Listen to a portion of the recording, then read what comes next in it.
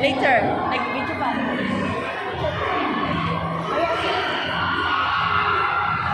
After the end of my question is after the end of 40 years of American rule, who became the vice president?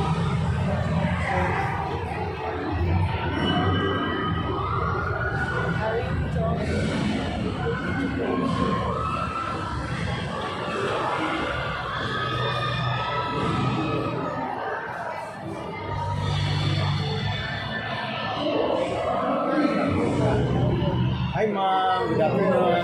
Ano yung question mo? Okay? Ang question mo, after the end of over 40 years of your rule, Yes. became vice president, okay. After 40 years, ibig sabihin, tapos na yung Commonwealth era. Oh. Sino naman yun? Hanapin mo.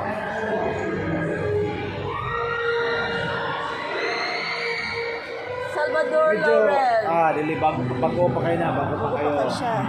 Parang si Elpidio Quirino. Ha? Elpidio? Hanapin mo ma'am. Saan si Vice President Elpidio Quirino? The Philippine, ayan! The third Philippine Republic is celebrating over 40 years of American rule. I made the correct answer. Yes, nakita mo rin. And then, pinakayunig sa lahat ito ma'am. Pinakayunig sa lahat ito siya. Hindi ito elected, siguro na. Bakit? Remember, si Erang natanggal pagka-presidente si Erang. Pumalit si Gloria. Nang pumalit na si Gloria, kasi siya yung dating vice president si Gloria, diba? So, nung pumalit si Gloria, ibig sabihin, walang eleksyon. Ano ang mangyayari? Hindi nga pwedeng presidente lang, walang vice. Siya naman, inapit. Okay, siya ang Appointed na siya. appointed din siya ang the first number one senator. Number one senator, I do not know kung number one senator siya, pero ina-appoint siya. Ito maganda Oo, no? ina-appoint siya. And then, isa rin na, kung pinaka-controversial natin na vice president, alam mo sino? Si Robredo. Si Robredo. Si Robredo. Lopez. Si Lopez. Kasi siya yung tinagurian na. Taga Iloilo. Tinagurian yan siya na yung naghirap, agriculture, wala na pagkain. Oo.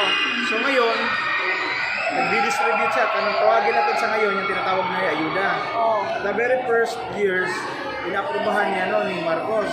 Kalauna sa minute, parang pinamimigay na lang natin yung bigas. Kaya ginawa niya, nagalit si Marcos. Nagaway sila. Ang protest niya, siya naman yung vice president na nag-resign. Ano nag-resign? Thanks for the information. Okay. And then, kilala mo si Carlos P. Garcia? Bisaya, Kabuhol. Diba? Kabuhol. Alay mong vice president. Yeah, kalaunan mo yung presidente. Okay. Carlos Figures. Ngayon, ayon sa presidente na nag-uusapan natin na nag-crash ang aeroplano. President Ramon Magsaysay. Asa nag-crash? Asa nag-crash sa Cebu? Yes, Cebu. Asang Cebu? Crash site niya. Sa Lahog, Mount Manunggal. Primero, ningon sila, hala, nag-crash ang aeroplano.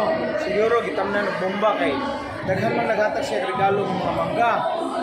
Siguro, gilubong siguro. But later on, sa ambush investigation, it so happened pala na iyang aeroplano, ang pangalan, Mount Pinatubo, ang pangalan sa aeroplano. Karaan na kayo. So, metal pig. Yeah, there is a one lone survivor. Nestor Mata. Isa man to si Mr. Mata. Sino yun? Kauban na po niya sa aeroplano. Kapatid mo niya. Dati, friends pa kayo siya, close pa kayo sila, si Lopez, Napagdagan ni Marcos, kasi may vice president. Vice president. Isa na ako, sa mga yun. Kani po, si Doy Laurel. Alam ni Doy Laurel? Tagiya, presidente sa school. Ito sa ano? President of the Philippines University. Siya vice ni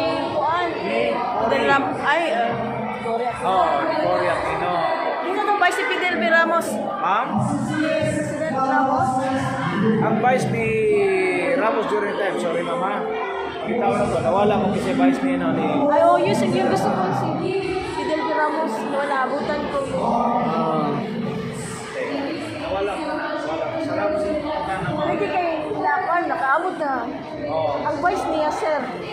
Sige sa dito, kay during the rule ni President Fidel B. Ramos ba? Wala na ba yan siya?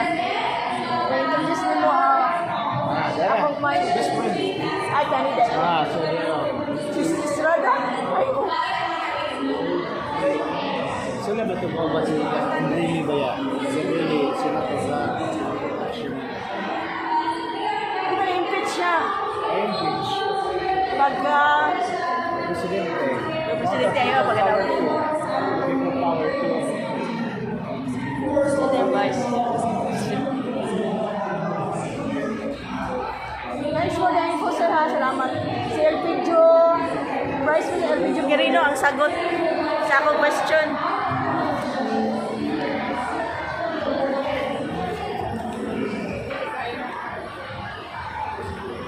Answer na, ma'am? Yes. Sige. Ito A. Very A. good. A. A. Ano ba? Ano na siya na number, ma'am? Number 14, A. 14. A po. Elpidio R. Quirino. Correct! Tama, ma'am. Sige, ma'am. Ano Mama, picture lang kita, ma'am, na Ah, sige, sige, sige. Videos, Ayan. ma'am. Ano, video pa ko. nag-video na. Later, later. Sige, pa-open pa ako, ma'am. Wow! Congratulations, ma'am! Ito, si ma'am? Yes po! Wow! Kapo! Nakadaog si ma'am. First. Ma'am, ang pa-fill up lang ni ma'am, ha? Kasi Pa-fill yung up coffee lang table book. Second winner Ma'am, for the andito day. siya, ma'am, ha? Really? I'm winner. Yes. Ma'am, i-explain na mo, ma'am, sa inyo, ha? Na mo'y fill upan ka rin, ma'am. And then, mag-claim ninyo ako sa table book, ma'am, this Saturday po. March 14, dari ihapon ka, ma'am. And then, this March 14 po, ma'am, mag-start, pwede mo, ma'am, na mo dari by 1:30